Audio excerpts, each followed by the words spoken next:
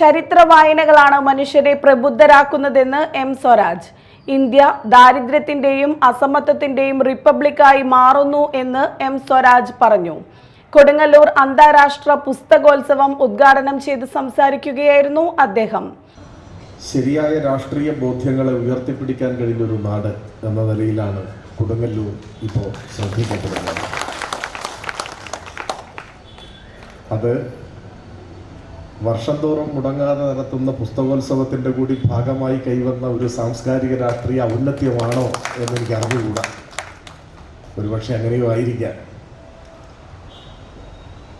നമ്മുടെ കാലം കൂടുതൽ അപകടകരമാം വിധം വളരെ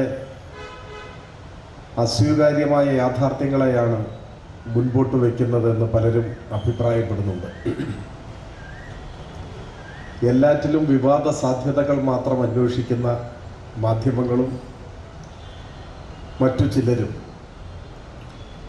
കേരളത്തിൻ്റെ പൊതുവായ വളർച്ചയ്ക്ക് തടസ്സം നിൽക്കുന്ന ഒരു അന്തരീക്ഷം ഇപ്പോഴുണ്ട് എന്നാണ് തോന്നുന്നത്.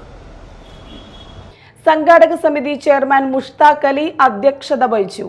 CPM തൃശൂർ ജില്ലാ secretary KV Abdul Khader, LDF ജില്ലാ convenor PK Chandrasekharan, Sumitha, Nisaf TK, Ramesh Babu, KP Rajan, TK Raju, Noushad Karukappadath തുടങ്ങിയവർ സംസാരിച്ചു.